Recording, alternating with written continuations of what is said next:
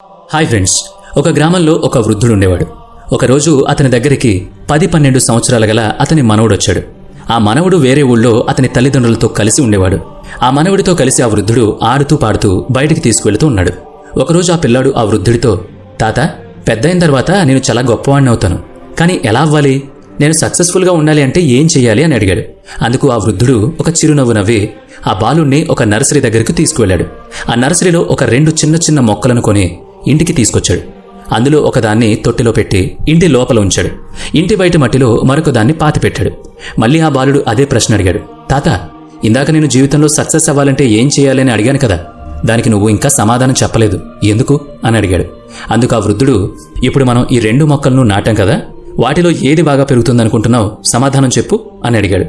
అందుకు ఆ పిల్లాడు కొంచెం సేపు ఆలోచించి, ఇందులో చెప్పడానికి ఏముంది తాత, ఇంట్లో పెట్టింది త్వరగా పెరుగుతుంది, బాగా పెరుగుతుంది. ఎందుకంటే ఇంట్లో మనం చాలా జాగ్రత్తగా దాన్ని కాపలా కాస్తాం, జాగ్రత్తగా చూసుకుంటాం. కానీ బయట పెట్టిన దానికి పెరగడం కష్టం.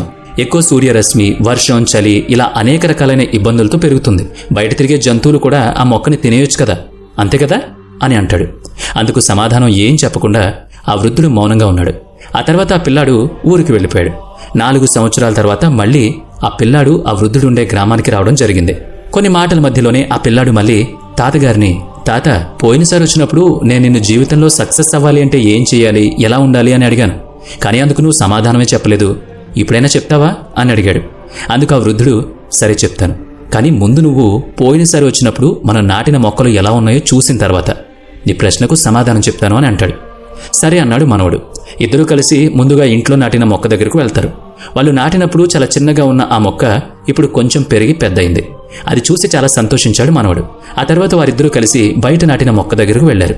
అది చాలా పెద్ద వృక్షంగా మారిపోయింది. పెద్ద పెద్ద కాండాలతో, పెద్ద పెద్ద ఆకులతో, పూలతో, పండ్లతో భూమి లోపలికి చొచ్చుకుని పోయి వేర్లతో చాలా బలంగా, దృఢంగా ఉంది. అది చూసి ఆశ్చర్యపోయాడు మనవడు. తాత వైపు తిరిగి, తాత, ఇదేంటి, నేను అనుకున్న దానికి పూర్తిగా వ్యతిరేకంగా జరిగింది. ఇంట్లో ఉన్న మొక్క కొంచెం మాత్రమే పెరిగితే ఈ మొక్క ఏంటి ఇంత పెద్దదైపోయింది, ఇంతలా ఎలా పెరిగిపోయింది? బయట జంతువుల వల్ల, ప్రకృతి వైపరీత్యాల వల్ల, లేదా ఎండ, వాన, చలి వీటన్నిటినీ తట్టుకుని ఎలా నిలబడగలిగింది అని అడిగాడు. అందుకు ఆ వృద్ధుడు, నేను నీకు ఇదే చెప్పాలి అనుకున్నాను. అన్ని కష్టాలను తట్టుకుని, అన్ని అవాంతరాలను ఎదిరించి ఈ మొక్క ఇంత పెద్దదైంది. రేపొద్దున ఎటువంటి అవాంతరాలు వచ్చినా, పెద్ద తుఫాను వచ్చినా చెక్కు చెదరకుండా నిలబడుతుంది. నీళ్లు పోసినా పోయకపోయినా కొంతకాలం వరకు ఖచ్చితంగా అలాగే నిట్టారుగా తన కాండం మీద తాను నిలబడుతుంది. నలుగురికి ఆశ్చర్యం కూడా ఇస్తుంది. అలాగే మనిషి కూడా ప్రతి సమస్యని, ప్రతి అవాంతరాన్ని ఏదొచ్చినా కూడా ఎదిరించి తట్టుకుని నిలబడగలిగితే అతను సక్సెస్ అవుతాడు. నా వల్ల కాదు అని వదిలేస్తే ఏదీ అవ్వదు, ఎక్కడికక్కడే ఆగిపోతాడు. వచ్చే ప్రతి ఇబ్బందిని, కష్టాల్ని స్వీకరిస్తేనే తర్వాత వచ్చే ఆనందాన్ని హాయిగా, సంతోషంగా ఆస్వాదిస్తాడు. అలాగే తను నిబ్బరంగా ఉండగలిగినప్పుడే కదా నలుగురికి చెయ్యూత ఇవ్వగలడు, నలుగురికి దారి చూపించగలడు. అంతేకాని ఎంతసేపు నాకు అనుకూలంగా ఉన్న వాతావరణంలో మాత్రమే నేను ఉంటాను, ఇక్కడ మాత్రమే నేను పనిచేస్తాను అని అనుకుంటే జీవితంలో ఎప్పుడూ ఎదగలేడు, ఎప్పుడూ సక్సెస్ అవ్వలేడు. ఇబ్బందులని, అవాంతరాలని అన్నిటినీ ఎదిరిస్తూ ముందుకు వెళితేనే జీవితంలో సక్సెస్ వస్తుంది అని ఆ తాత చెప్తాడు. అది విన్న మనవడు, అర్థమైంది తాత అంటాడు. తన తాత చెప్పిన మాటలు తన మదిలో నాటుకుపోయాయి.